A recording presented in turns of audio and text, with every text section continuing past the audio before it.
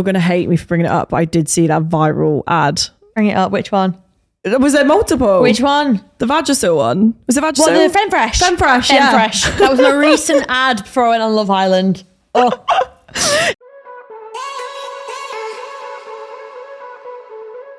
Welcome back to another episode of Girls Know Nothing. Introducing our upcoming guest, who is renowned for her delightful TikToks and her rollercoaster ride in season 10 of ITV's hit dating show, Love Island. Molly Marsh is on the path to becoming a TV presenter, yet her journey began as a content creator with a substantial following. Today, she's leveraging her platform to make a positive impact on the upcoming generation. So welcome to the studio, Molly. We probably are sick of talking about Love Island, but I feel like I have to ask you anyway, because we all know that's what everybody wants to hear.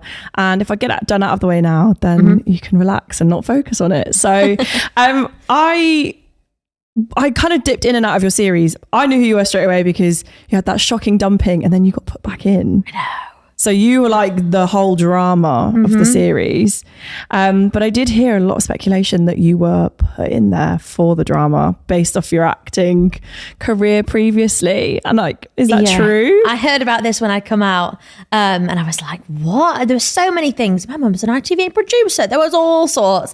And I was like, I don't know where this has been pulled from. But then I found out that people were saying I was a plant because of, I did some work for ITV before. Like I went to the villas before. This was all for like promo on YouTube and TikTok. And I thought, do you know what? I'm going to go for this. This is fun. Why not? Who wouldn't? Yeah. And then little did I know, year after, I'd be actually doing the show. But that's where it come from, definitely. So you don't have anyone that's family members that are working for ITV? Absolutely not. No. Do you know what? When people I think people that don't know much about television don't realize that's a lot of pressure to put on yourself to be a plant. Yeah. Because you literally change your entire life, like even if it is for dramatic and like effect. we were saying, like a plant, right, is to make drama. I am the least person who would want to make drama. If anything, I stay out of it. So I was like, yeah, that's not me. Oh, so what swayed your decision to go back in then? Like, did you know you were going to go back in, or was it just a random spur of the moment thing? We just got a phone call and they were like, would you go back? Like, what would you do if you went back? I was like, well, I want Zach back. And that's what I want. So they were like, right, okay. Would you go tomorrow? I was like, yes, get me back in there. It happened that quickly? Yeah, I was home for 3 days in London and then got a phone call and they were like, would you go tomorrow? I was like, yes, please, let's go. But at this point, I'd obviously been watching the show since coming out. I was angry, I was sad, I was upset, I was excited. There's so many emotions. I was like, please, let's just go back. Do you think it helped or hindered you that you were able to see everyone's comments before going back in? I think it probably hindered me, because I went back in knowing what people have been saying, knowing what Zach's been getting up to. And obviously, you're seeing an hour of their 24 hours, but it still was, oh my goodness, I wish I kind of never saw this. Yeah, because it's everything's taken for dramatic effect, isn't it? And then even with my series, when I left and I watched certain episodes back, I knew, had I known that piece of information, my reaction and decisions would have been completely different. Yeah, I agree. So but you still wanted to go back in for that? Still wanted to go back in. I mean, you were with him now, so obviously. Yeah, yeah, literally. I knew the plan, I knew what I wanted to do. I knew what could come of it. It was just how, and then given the opportunity to go back and actually have that chance, it was like, yeah, let's do it. I know that we spoke about how it hindered you that you were able to read everyone's comments and stuff online, and we know that being in an environment like the villa is super intense. And I did see actually that Zach spoke about how he found it really difficult because his routine was completely wiped out. But for you, how did you cope? Like, what was your coping strategies like? Do you know what? At home, I spend a lot of time on my own. Yeah. And the one thing for me was just always being like, you're always talking to people. You're always surrounded with people. You never really get alone time. So when it had come to like lunch or any time you can just take a minute, I would just take myself off, have a minute in the pool, go have a nap, just like lie down. There's sometimes I'd go on the day beds, I'd just sing to myself. I felt so sorry for the gallery and the mic, but I would just lie there and sing. So mine was just like getting my alone time of just my own headspace and not thinking about anything to do with Love Island or what I'm doing right now, just proper in my own little world. And that really helped me. Well, people forget that you are literally surrounded by the same people 24/7, and you can't even go to another room if someone's annoyed you, because there are no other rooms. Because even if you are like, you go off somewhere, you're still chatting to producers, or you're still always talking about the show. Yeah. You never switch off. It is literally, it consumes your entire life, and that's why it's super intense. But do you think that, obviously everyone knows that Love Island has lasting impact on your life, but is there anything that you would actually take from your actual experience that you think will have a lasting impact on you? Yeah, do you know what? Opening up more, I feel like the first few days in the villa, I was like completely like in my own head. Didn't even speak to the producers about how I felt, nothing. I was just like in my own head, I'll be fine. And it got to a point where everyone was like, you need to speak to us more. You need to speak about this. Tell us how you feel about this. And I feel like in there, I learned to definitely open up and talk to people. Yeah. I'm very independent in the sense I'll sort it out myself. Don't need help. I'm fine. But yeah, I think I'll definitely take that from the villa. It's just talking to people. The producers are very good at getting you to trust them. Yeah. And like building that really good friendship. So I think I remember for me, they would like start talking to you about your bikini, and then all of a sudden you're telling them what you think about every single person in there. Yeah. And then you go back in and you're like, I can't believe I've just said that. But that's how they make the show, right? So I think it's really good to have those takeaways. I think actually it did the opposite to me. Yeah. And you're like, I don't want to tell people anything anymore. Yeah. Because then it ends up like me doing... become more private. Yeah, well, I think so. Which it's kind of hard to do, isn't it? I know. And that was what I found difficult as well, is I am a very private person at home. Like, I just keep things to myself. If it's my business, I won't share it just because it creates problems. And I feel like in there, it's such a place where you have to talk. Yeah. It's not a place to be private. Loads of people are watching in. I didn't really think about that, think it through properly. So I definitely learned to talk more and not be so private. Well, I mean, you say you're a private person, but you were a content creator before, and you did have a substantial amount of followers before even going into the villa. Yeah. So how did you even manage to have that as a private life and that as a job? I don't know really. I feel like I share the things that I would want to see from someone else. Yeah. So like I watch a lot of YouTube. I've been on TikTok and, following other social media creators. So I feel like I just post the things that I want to see. Yeah. Okay. Do you know what I mean? Yeah. Because I was going to ask you how you like cover making engaging content, but then also trying to stick to what's authentically you when there is so much out there. Yeah, because obviously there's things that make you happy, what you want to post and what you enjoy. Like I love vlogging. I love YouTube because I can just chat to a camera and it's just so natural. But it's like people don't really care about that. Like before I went into the villa, I had I think 6,000 subscribers on YouTube, and I'd post every Sunday for about 3 years. And that was just because I loved it. And at the end of the day, I'm not getting paid from this. Like you'd get the odd whatever here, there and everywhere, but it's not going to pay the bills. So it's like just doing whatever I wanted to do. And I'm still doing that now. I said I didn't want to kind of change anything from before or after villa. Like I'm just going to carry on doing the exact same things because I love it. And I know what my audience likes as well from before, because they were all really young girls before I went into Love Island. And now it's just obviously a bigger, wider platform, which I'm so grateful for. You're going to hate me for bringing it up, but I did see that viral ad. Bring it up. Which one?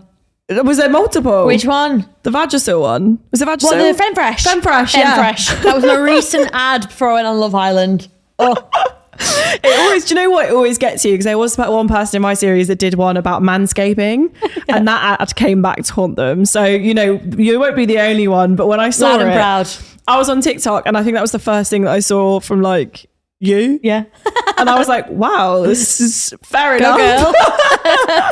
But you got to pay the bills. But, there are so many people that now want to break into that industry. And like you said, having 6,000 subscribers on YouTube doesn't necessarily pay the bills. No. So what would be your biggest piece of advice for people that want to move into the social media space?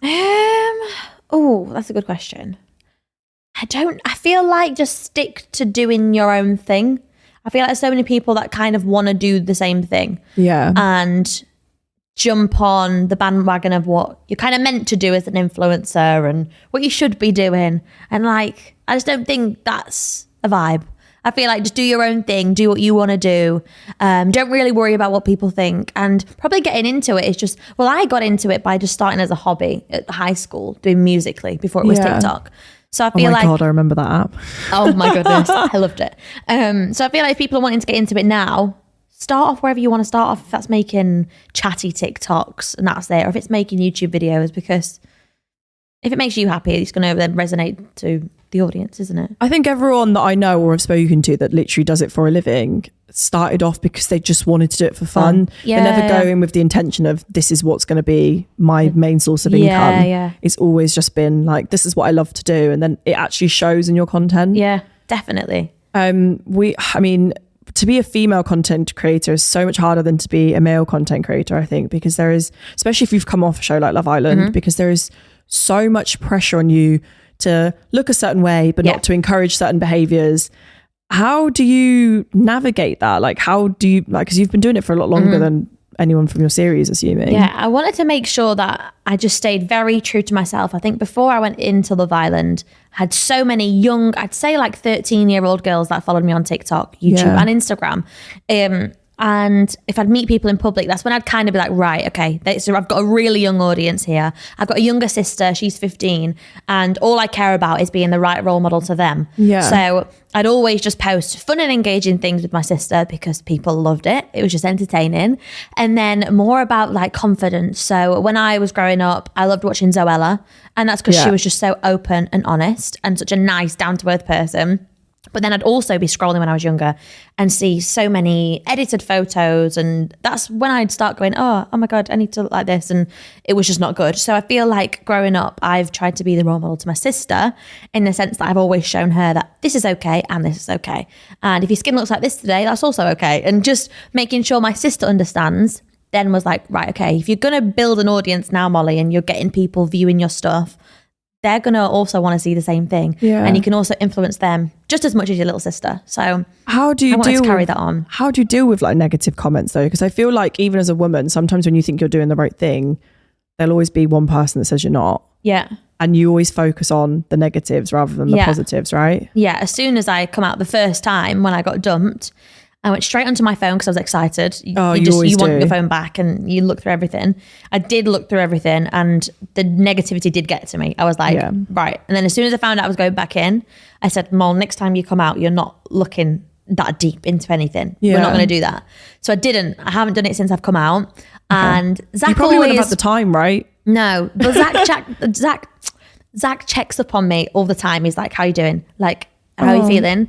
Because I'm like, right, what's happened? And he's like, there's just quite a few negative things on this comment or this post. I'm like, okay, cool. I'm like, as long as he knows what's going on, if there's something really, really bad, he can let me know. Yeah. But as long as he knows what's going on, I'm kind of just blind to it. I'd rather that be a thing, because the moment I see something, I'm going to be... Ignorance is bliss. Yeah, I'd rather not know. Yeah. Yeah, I can imagine. Like, it's one of those things that I think that you just can never do.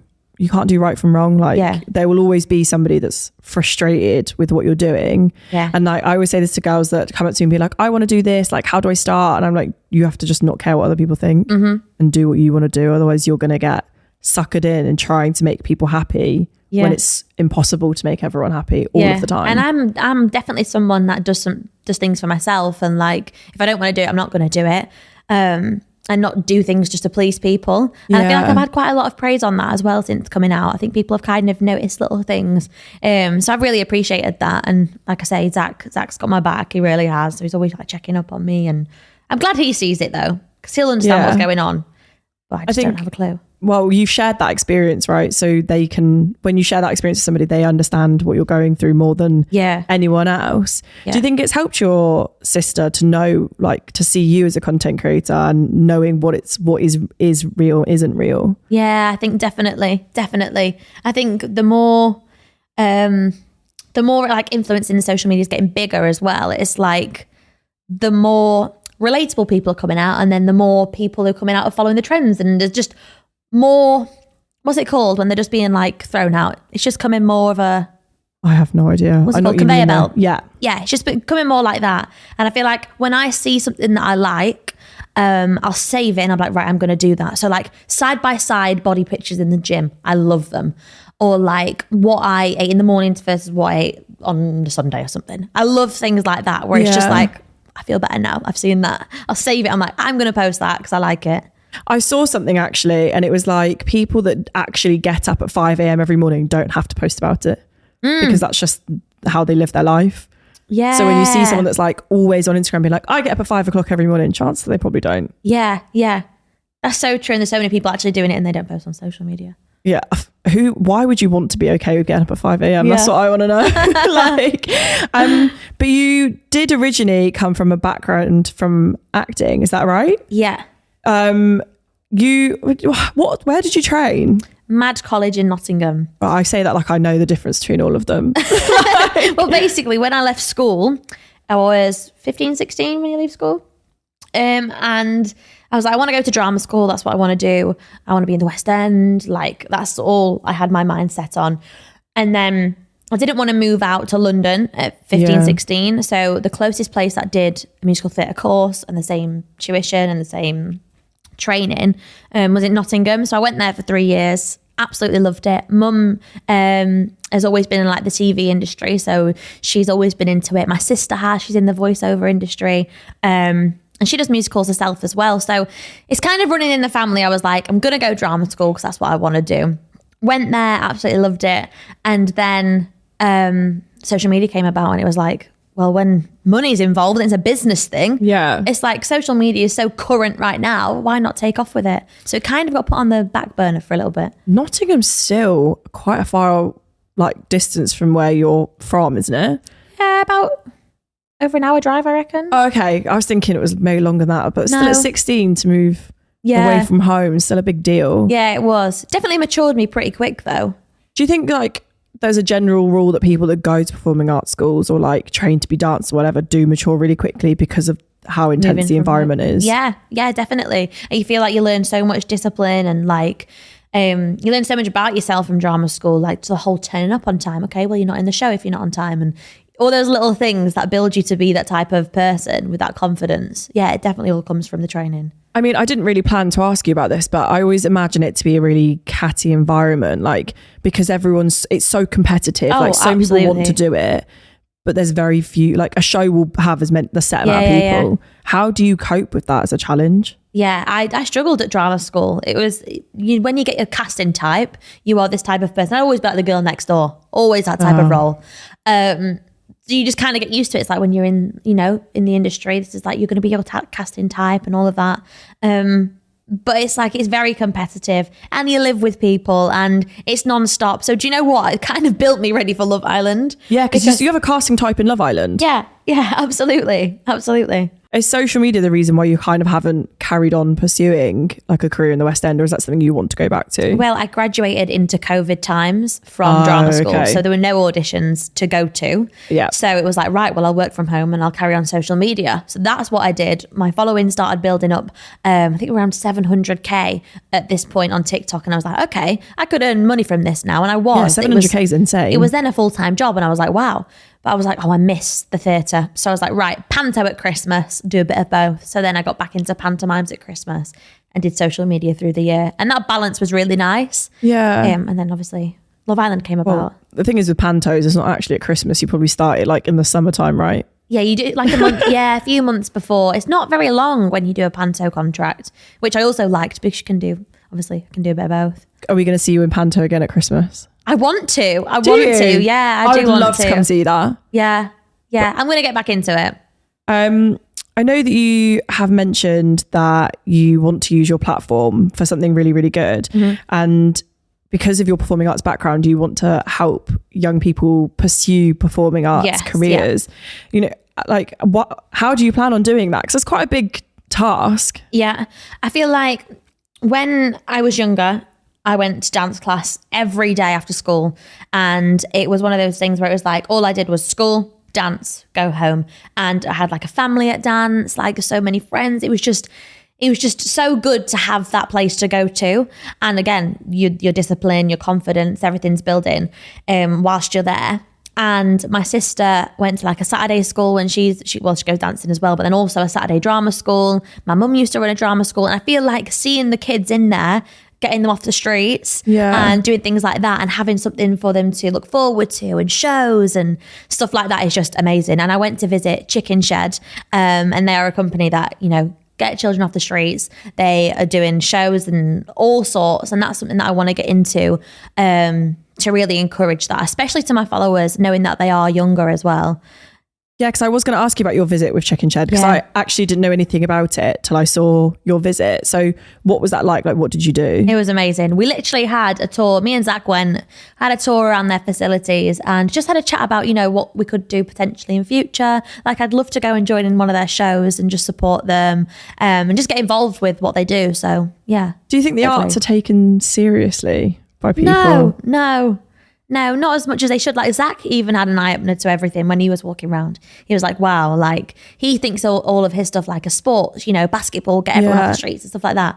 But it's like performing arts as well, Saturday school, or even if you're training through the week or dance after school, like there's so much to it. Because I do think sports is underfunded generally for young people, but when you compare the arts to sport, like they get nothing in comparison. I don't really know why that is. Like it has the same impact on people and your confidence and your well-being, and like you said, discipline. If you don't show up on time for a game or show up on time for rehearsals, it learns your life skills. Yeah, definitely. Why do you think it's really important that somebody like yourself who's come off a big show or has a big platform to actually do something good with it? I feel like there's such a stereotype to people coming off Love Island, as you probably know yourself, and it's just like, I don't want to do that. Like, I didn't even expect to go on the show. And when it came about, like I just said, I've always said everything will happen for a reason. And everything to do with Love Island before I went on happened for a reason. I was like, I've got to do it. I've got to go with this because there's something good that's going to come of this, because I can tell, I can feel it. So I went with it. And then now I'm just like, I don't want to change anything, and I don't want to become this stereotypical Love Islander. I don't want to do that. So I'm just kind of sticking to that and just doing my thing, really. I think it's really irritating when people think of people that have done Love Island as like really stupid, because I actually think that they might not everyone is conventionally bright on paper, but that's just how society works. And I think it's really irritates me when you just assume that we're all really stupid, because everyone has like a purpose, right? Like you said, this is what you want to do. And I felt like when I went on it, my purpose was to do what I do. Yeah. And I think it's irritating because every single person I know has a thing they want to do, like a purpose, and then it just gets pushed to the side because everybody wants to talk about the mistakes that we make as people. Yeah. I love asking people that have freshly come out of the villa, like what your big ambitions are. Like if you could say, if like your manager could ring you tomorrow and be like, I've got this for you, and it's your dream deal or your dream job, what would it be? Yeah, it would definitely be a children's television presenter, whether that's CBBC, CBeebies, Milkshake. Do you know when you used to do bedtime stories? Oh my God, yeah, I remember Milkshake. Absolutely love that. So yeah, some sort of television presenter, but I want to kind of keep my theatre-y, dancey background within that. Yeah. So like Strictly, those Dancing on Ice, those like theatrically shows. Yeah. Where I could also, host, present, chat. Something that I can just do that. Do you think it'd be really hard to go into children's presenting after doing Love Island? I personally think so, but I'd hope not.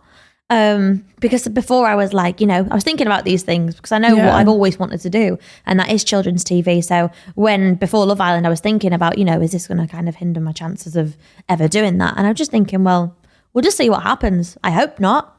Is that what do you think that was one of the reasons why you behaved the way you did? Oh yeah, I'm a very PG person as it is. Yeah. I feel like I don't drink, don't go out. I'm not a very out there person. I'm not very wild. To be fair, boring. Everyone I know that doesn't drink is still just as fun. So yeah, absolutely. So it was one of the things where I knew I'd be okay. I'm not going to do anything silly. I'm not going to misbehave. So yeah, it shouldn't really. I like that. One thing I really like about you is that you actually stuck to your boundaries, because I feel like when you're in there, sometimes it's really easy to be persuaded, maybe not by like the hierarchy of the show, but like people in the villa. Oh yeah, it's really easy to be persuaded when someone says something to you and you're trying to revoke reaction out of you. Yeah. To like not stick to your boundaries. Oh yeah, it was difficult, but I definitely stuck to it. I always find that when you leave the villa, there's always mad rush to just grab everything and make these really big drastic life changes. Yeah. But you've stayed in like you stayed where you originally came from. Yeah. And then everyone knows that the industry is so London centric. So like, how will you manage if you get a presenting job, for example, like how are you going to manage your content creation with your younger sister and then the London centric? I mean, do you know, there's so much up north. I feel like in Doncaster, you have an hour drive to Manchester or an hour and a half train to London. So I feel like we're in such a place where it's easily commutable. Like even when people would ask about me and Zach, how's it going to work? It's so easy to get an hour and a half train and see Zach. Because he's London based, isn't he? Yeah. So at the minute, I'm just crashing here, there and everywhere, but I'm still at home in Doncaster because obviously I create my content with Maisie at home. But she's going to be moving to London soon when she goes to drama school. Oh, wow. So she's also going to go to drama school. Yeah, she'll be going to drama school too. So it's like, we're just waiting to see what happens. But if I did ever get a presenting role, I mean, there's obviously, it's all kind of in Manchester and obviously there's stuff in London as well. It's also easily commutable. It's like, I'm just manifesting. I'm going to call it now. When she moves, you'll move. When Maisie moves, I move. Yeah, that's what I think mum will and happen. dad would cry. At least you're in the same place, roughly. But no, I think I've tried to get my brother to try and explore the big city, but he's not into it. So he's a country boy at heart. So I'm a little bit jealous that you've got a sister that wants to do that stuff. I always ask my guests the same final question. And I want to know if you could offer a piece of advice to your younger self based on your life and career journey so far, what would it be? Take every opportunity. I feel like if you just take everything as it comes, not think about things too much, everything's going to be good. Because I feel like there's times where I would have gone, I'm not too sure, but just go with it. I feel like everything happens for a reason. So it's come into your life for a reason. So just go with it. Like second opportunities are going back into the show. There we go. Yeah, I know. I think that's amazing. And, you know, when you make the decision at the time, it's the decision you wanted to make. Yeah. So just go with it and see what happens. Definitely. Oh, well, I'm really excited to see what you get up to. And thank you so much for coming on the podcast. Thank you.